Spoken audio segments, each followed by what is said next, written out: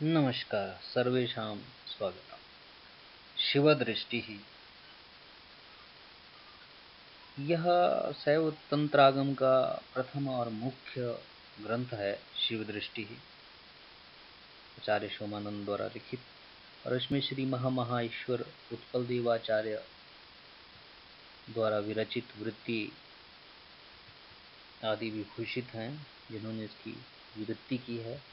प्रथम आहनिक व्याख्याता डॉक्टर नरेंद्र कुमार, सहायकाचार्य दर्शन शास्त्र, हिमाचल आदर्श संस्कृत महाविद्यालय, जांगला, रोहड़ू, शिमला। तो हम बात कर रहे हैं शिव दृष्टि पे। इसकी प्रथम जो श्लोक है वो है अस्मद रूप समाविष्टः स्वात्मनात्म निवारणे शिवः करोतु निजया नमः शक्त्या ततात्मने।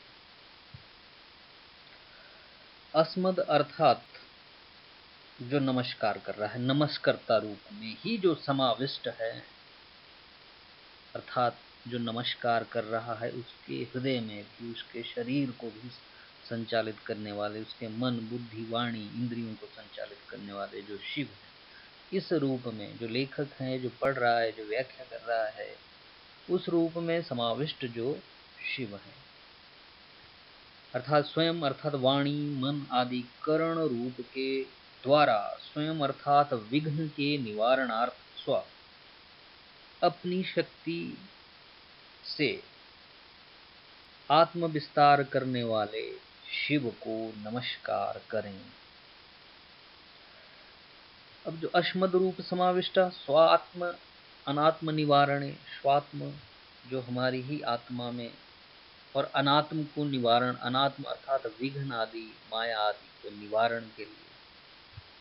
पुनः वो शिव कैसे हैं कि शिवः करोतु निजया, शिव हैं जो निजया अपनी ही शक्ति से, अपनी ही शक्ति से अपना ही विस्तार करने वाले ऐसे शिव को नमस्कार करें। अब ये जो शैव दर्शन है, इसको भली भांति, यद्यपि ये शैव दर्शन तंत्रागम का बहुत ही महत्वपूर्ण ग्रंथ है, बहुत सैद्धांतिक है, बहुत महत्वपूर्ण है, इसको समझने के लिए यद्यपि पहले प्रतिभिज्ञा आदि दर्शन, प्रतिभिज्ञा हृदय, बहुत सारे ग्रंथों का अध्ययन करना पड़ता है। सर्वप्रथम इसमें 36 तत्व, जैसे सांख्य में 25 तत्व हैं, न्याय में 16 तत्व हैं, वैशेषिक दर्शन 7 पदार्थों को मानता है, सांख्य 25, इसी तरह योग दर्शन 26 तत्वों को मानता है, ब्रह्म माया आदि जैसे वेदांत मानता है। इसी तरह शैव दर्शन में 36 तत्वों का वर्णन है। उन 36 तत्वों में पहला तत्व शिव तत्व है। वो शिव तत्व जिनमें शुद्ध रूप से अहम का विमर्श होता है। फिर शक्ति तत्व,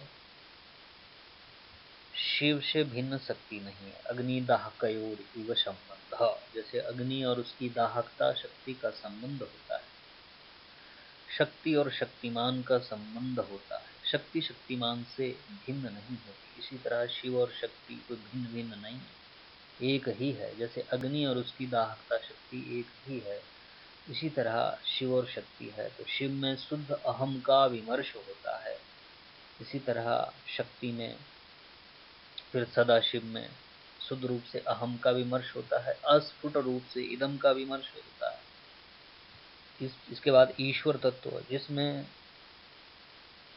अहम का स्फुट रूप से, इदम का अस्फुट रूप से, और फिर अहम इदम दोनों का स्फुट रूप से जिसमें विमर्श होता है, ईश्वर तत्व है। शुद्ध विद्या में इदम प्रधान हो जाता है, अहम का अस्फुट विमर्श होता है। इसके उपरांत जो माया तत्व, शुद्ध विद्या तत्व है, उसमें इदम का स्फुट रूप से विमर्श होता है।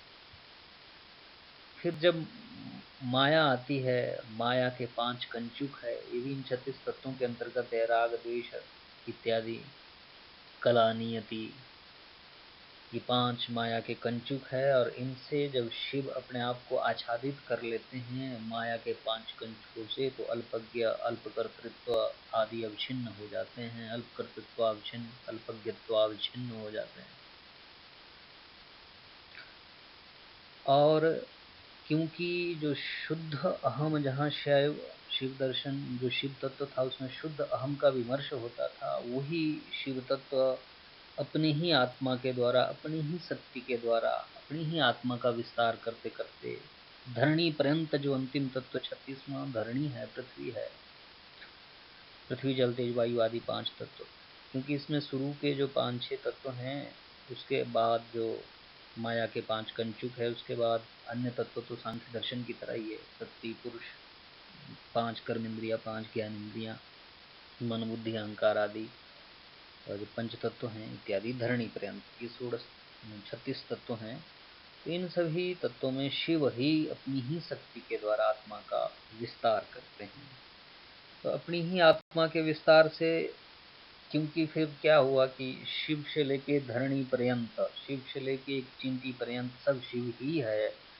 इस जो प्रथम मंत्र है, प्रथम श्लोक है, इसका जो भावार्थ है, इसका यही अर्थ है कि अस्मद रूप समाविष्ट, इस ही शरीर में, इस रूप में जो बोल रहा है, जो लेखक है, जिन्होंने लिखा है, तो वो आचार्य बोल रहे हैं कि अस्मद रूप समाविष्ट, इस रूप में ही समाविष्ट स्वात्म, अपने ही आत्म के द्वारा अनात्म के निवारण के लिए, अनात्म अर्थात विघ्न के निवारण के लिए, या अज्ञान रूपी माया के निवारण के लिए, आत्मा के प्रकाश के लिए, शिव स्वरूप निजया, वो शिव अपनी ही शक्ति से ततात्म में अपने आप का प्रचार कर रहे हैं, अपने आप का प्रसार कर रहे हैं, विमर्श कर रहे हैं। शिव तत्व जैसे वेदांत आदि उपनिषदों में आता है कि सर्वप्रथम एको अहम बहुश्याम प्रजाए, मैं एक था बहुत हूँ प्रजा के लिए। इस तरह से फिर उस शिव तत्व ने शुद्ध संकल्प किया।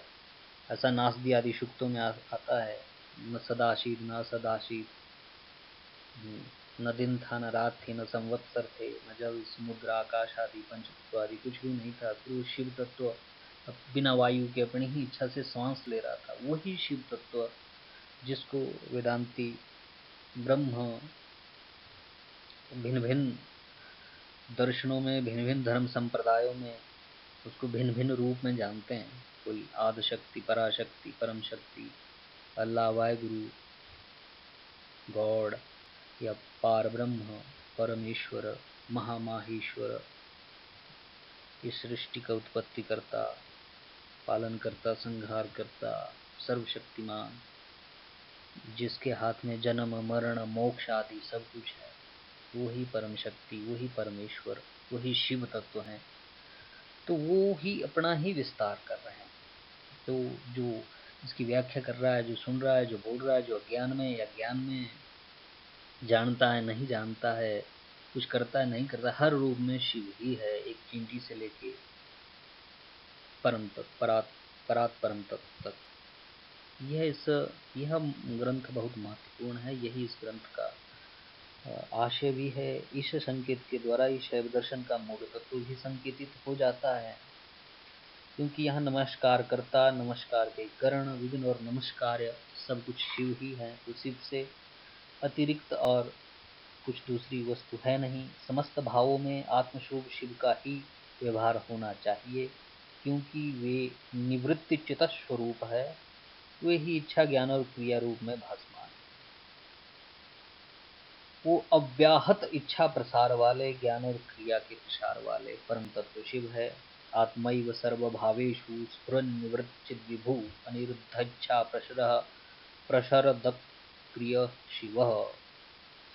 अर्थात उन शिव के भिन्न इस संसार में दूसरा कोई भी नहीं है। जब माया से आच्छन्न जीव माया के 5 कंचकों से, विज्ञान कल्प आदि से होता हुआ उस शिव तत्व को जानने की प्रयास करता है, समझने की कोशिश करता है, या साधना उपासना आदि के द्वारा, अच्छे कर्म के द्वारा, जैसे जैसे उसकी चेतना का विस्तार होता है, जीवत्व से शिवत्व की ओर बढ़ने लगता है, तो धीरे धीरे अज्ञान हटते हटते तो अंत में वह शिव तत्व तक, शुद्ध अहम विमर्श जहाँ होता है वहां तक पहुंचता है। नहीं तो एक अहम का विमर्श, एक इदम का विमर्श, तो जहाँ अभी जो जीव तत्व में इदम का ही विमर्श होता है, शुद्ध अहम का विमर्श होता ही नहीं। इदम अर्थात जगत का, संसार का।